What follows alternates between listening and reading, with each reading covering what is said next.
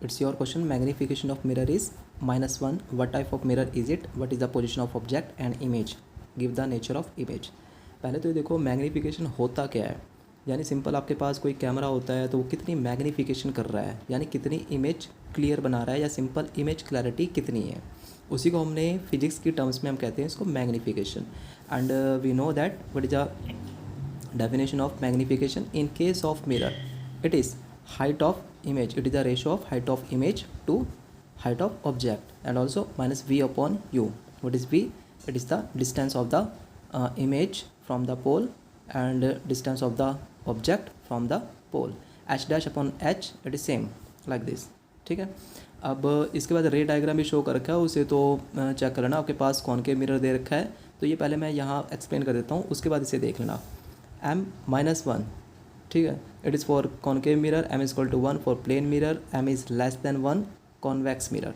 तो ये तो हमारे पास रटने का तरीका हो गया, ठीक है, यानी कि एक बार रट लो तो यहाँ हम डायरेक्ट भी कर सकते हैं, बट हमें अगर रे डायग्राम पता होगा एग्जैक्टली इन सब का मीनिंग क्या है तो और अच्छे से समझ आएगा। सो यहाँ पे पहले चेक करो, m इज इक्वल टू -1, यानी कि आपके पास पहले से 1 कंसिडर करो, तो 1 आपके पास किस केस में आएगा, 1 आपके पास उस केस में आएगा जब आपका न्यूमिनेटर एंड डिनोमिनेटर दोनों सेम होंगे, यानी कैंसिल करोगे तो 1 आ जाएगा।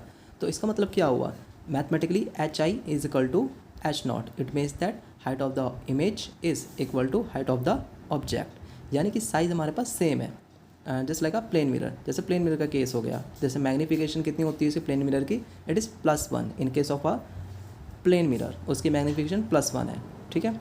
यहाँ पे मैग्नीफिकेशन -1 है, तो एक चीज़ क्लियर हो गई, अगर 1 आएगा आपके पास तो आपके पास सेम साइज़ की बात हो रही है।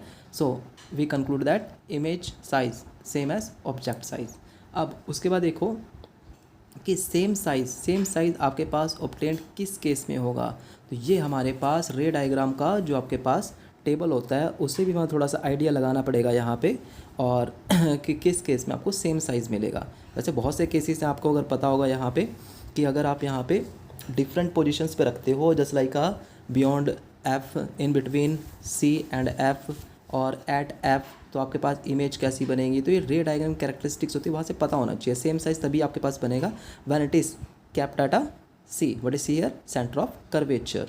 और उसके बाद हमने फिर यहाँ पे इतना आइडिया लगा लिया, सेम साइज़ बन रहा है, सेंटर ऑफ कर्वेचर पे रखा है, थोड़ा रे डायग्राम को चेक कर लो यहाँ पे, तो this is called a centre of curvature. ये मैंने यहाँ पे ऑब्जेक्ट रखा हुआ है, तो फर्स्ट आपको पता है कि यहाँ पर 2 रेज की रिक्वायरमेंट होती है, जब 2 रेज यहाँ पे मिलेंगी कहीं पर एट अ पॉइंट, ये मैंने पॉइंट शो कर दिया, एक्स इस पॉइंट पे मिलेंगी तो इमेज बनेगा, ठीक है।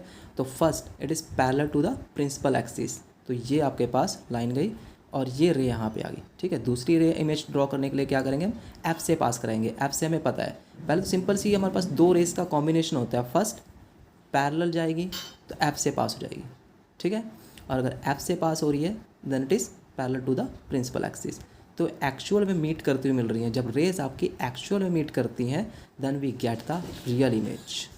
Okay, so first point clear हो गया, सेम साइज़ का केस आ गया। नेक्स्ट वन हमारे पास रियल इमेज का केस आ गया। नेक्स्ट वन हमारे पास फिर इन्वर्टेड का केस आ गया। बाकी पोजीशन बता सकते हो यहाँ पे एट सी, यानी कि इमेज की पोजीशन भी आपके पास सी पे ही है। इसके अलावा और कोई क्वेरी हो तो मुझे सेंड कर दो, बाकी बता सकते हो। ओके।